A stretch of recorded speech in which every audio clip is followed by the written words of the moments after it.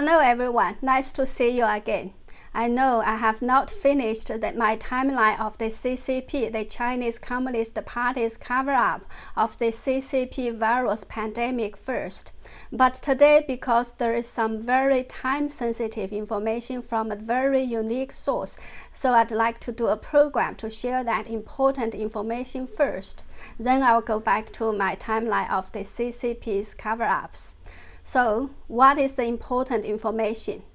A resident in Wuhan revealed a very important fact which can be indicating that the origin of the coronavirus or the CCP virus is the P4 lab of Wuhan Virology Institute instead of the Huanan or South China seafood market as claimed by the CCP. And his main supporting fact is that on December 31st of 2019, he saw many ambulances coming from Jiangxia district and sending patients to the General Hospital of the Central Military Region of People's Liberation Army. As Jiangxia district is where the P4 lab of Wuhan Virology Institute is located, and the General Hospital of the Central Military Region is very far from Jiangxia district, and at the other side of the Yangtze River running through the Wuhan city. So he believed that at that time all hospitals in Jiangxia district must have already been overwhelmed by patients, so that more patients had to be sent to the General Hospital of the Central Military Region. Now let's go over what this resident said to his friend. What we can see now on the screen is the chat record of this Wuhan resident with his friend. Let's do a word-for-word translation of the chat record first. So he says, I went out to buy masks at dusk on December 31st because when CCP detained 8 doctors and when CCAV called them rumor mongers, I knew what it implied. When this resident says CCAV, he actually means CCTV, Central China Television. Many people in China call CCTV CCAV because of the very messy sexual relationships inside the CCTV. Some female actors as well as some female performers whose performances are often covered by the CCTV are mistresses or sexual partners outside marriage of party leaders. So people call CCTV as CCAV. AV, of course, means adult videos. So now let's go back to the chat record of this Wuhan resident. He says, I had been hearing ambulance sirens all morning on December 31st. I heard the ambulance siren more than 10 times at least since I got up at 8 a.m. until I went to sleep at night. I knew it was an ambulance because China's police cars, fire trucks, and ambulances have different siren tunes. Also, because of the unusual way too many ambulances, I became alarmed. Plus, I had read some reports from foreign media, so I decided to go buy masks right away. The nearest big hospital from my home is the General Hospital of the Central Military Region of People's Liberation Army, which is, of course, also open to the public. It is a 20-minute walk from my home to this hospital. I didn't go home after I bought masks, but I went towards the hospital. In these 20 minutes, 3 ambulances passed with sirens blaring. 2 of them had Jiangxia District Emergency Center written on them. I arrived at the crossroad in front of the hospital and observed the situation inside the hospital from the overbridge. Remember the CCP's initial propaganda? It insists that the South China seafood market on Xinhua Road in Hankou district is the source of the virus, talking about bats, pangolins, civets, etc. Then why did the ambulances come from Jiangxia? If the outbreak had reached Jiangxia district on December 31st, the downtown area of Wuhan would have completely fallen long ago. It is impossible that there were almost no patients in my neighborhood at that time. I'm not a medical expert, but at least I understand the basics of epidemiology. Hanko's South China Seafood Market on Xinhua Road is on the other side of the Yangtze River. It is far away even from the river on the other side. If the infection really started from Xinhua Road in Hankou and spread to Jiangxia district, right in the middle of this road is the downtown area of Wuhan, the most densely populated area. How come so few people were infected then? That is to say, on December 31st, apart from the fact that there were many patients in Jingyintan Hospital in Hankou, there were also many patients coming from Jiangxia district. Then another question. Jiangxia is several thousand meters from my home. Why did the ambulances from Jiangxia taking patients to the general hospital of the central military region near my home? If the hospitals in Jiangxia district were not full of patients, would the medical staff go so far as to send the patients to the hospital near my home? Let me show you what I just searched from Baidu Maps. If you choose recommended route, it recommends two roads to you. One is going through the Wuchang railway station, and another is through the second ring of Luoshi Road. December 31st is winter, so it got dark very early on. When I got out to buy masks, it was the evening peak time when people were going home from work. So the traffic near the Wuchang railway station as well as the second ring of Luoshi Road was heavy. When you are rushing patients to a hospital, it doesn't do if there is a traffic jam. However, there is no traffic jam at the road in front of my home, which is Shipailing Road. Even at the evening peak hours, there is no traffic jam. On the other hand, all our local people know the traffic jams were very, very heavy at Wuchang railway station at the second ring of Luoshi Road. This is a close-up image of the road. So, what do you see? Yes, if you choose the shortest road from Biotechnology Room Station at Jinlong Street to the General Hospital of Central Military Region, it will recommend the route passing through Shipailing Road in front of my home. By the way, Biotechnology Zone Station this resident talked about is in Jiangxia district where the P4 lab of Wuhan Virology is located.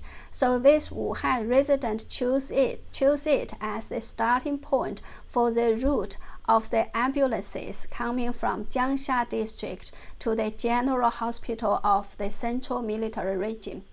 Okay, let's go back to the chat record. This Wuhan resident continues to say, so let's suppose that the virus was indeed leaked from the lab. Of course, the researchers of the Virology Institute could not fill all the hospitals in Jiangxia district to the point that they had to send extra patients to the General Hospital of the Central Military Region near my home. However, there are factories near the Virology Institute. If the leaked virus had polluted the water source or had been spread over other channels and had infected workers nearby, and because this disease had an incubation period of 14 days, people might have it without knowing it. So in this way, they infected other workers in the factories. After they went home, they infected their families and their neighbors. So in this way, more and more people were infected. As a result, the hospitals in Jiangxia district were all overcrowded and full of patients. So they had to send the patients to the General Hospital of the Central Military Region. What I see from the Baidu map shows that there are no residential buildings near the Virology Institute. The staff of the Virology Institute and the workers of the nearby factories, if they want to go to work, the only way is to take the only bus number 919, that passes the Virology Institute. Otherwise, they can also ride an electrical bike. Or maybe they have factory shuttle buses to shuttle their workers to and from work. Because I haven't been to there, I won't make too much speculation about this. From the Baidu map, we can see the nearest residential area is about some 4 kilometers away from the Virology Institute. So what I said about the leaking of the virus is just an assumption. So based on that assumption, we draw another assumption that workers nearby were infected, and then they infected one another as well as their families and neighbors. However, what I said above and what I saw on the day of December 31st and the search result from the Baidu map are all facts. I can promise you, and I can promise to the people in the entire world, that what I saw on that day is all real. And I hope that you can somehow expose what I said to you to the outside world. Of course, don't make too much fuss about my assumption and my speculations based on my assumption. Okay, the above is the entire word-for-word translation of the chat record of this Wuhan resident. Then his friend responds by saying, "Good job, I will erase your identity and upload this information to PTT. Many overseas Chinese YouTubers are all suspecting that the CCP is lying about the origin of the virus." Okay, that's all about the chat record of this Wuhan resident with his friend. If what this resident says is true, we have one more reason to believe that the origin of the CCP virus is the P4 lab of Wuhan Virology Institute. If, at the end of December, hospitals in Jiangxia district in Wuhan could no longer take more patients, given the CCP virus has an incubation period of 14 days, we can assume that the outbreak date could be as early as November. As a matter of fact, South China Morning Post already reported that the first case of someone in China suffering from COVID-19, the disease caused by the novel coronavirus, can be traced back to November 17th, according to government data seen by the South China Morning Post. The report also says of the first 9 cases to be reported in November, 4 men and 5 women, none has been confirmed as being patient 0. They were all aged between 39 to 79, but it is unknown how many were residents of Wuhan. It is possible that there were reported cases dating back even earlier than those seen by the Post. Up till now, we don't know what kind of government data the South China Morning Post has seen, and who is the patient 0, and when, where, and how that patient 0 was infected. What we do know are the following facts, which I already discussed in the second episode of my program, The Comprehensive Timeline of the CCP's Cover-Up of the COVID-19 Pandemic.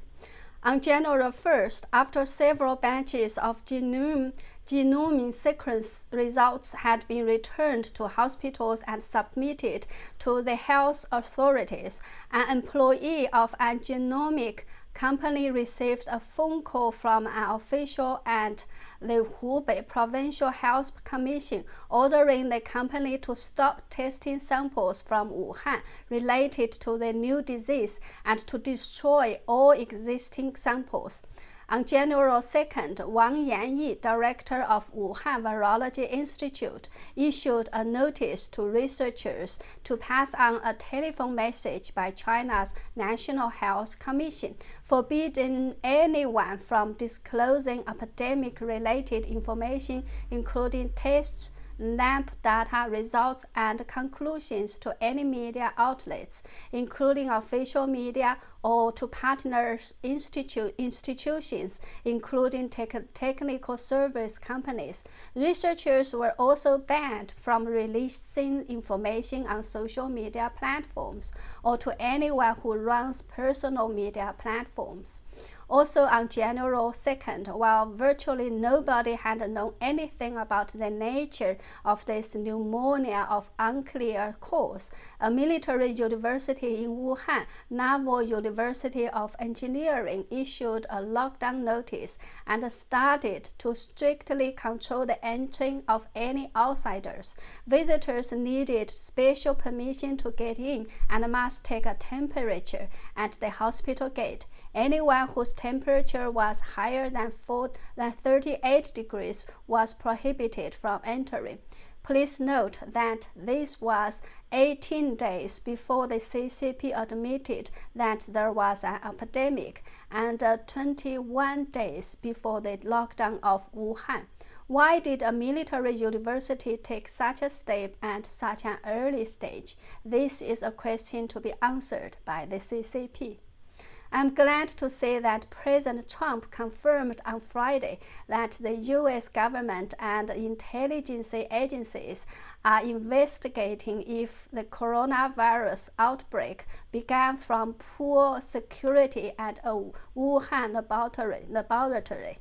I hope the latest information I shared today can offer another perspective to this investigation. That's all for today. Thank you for watching.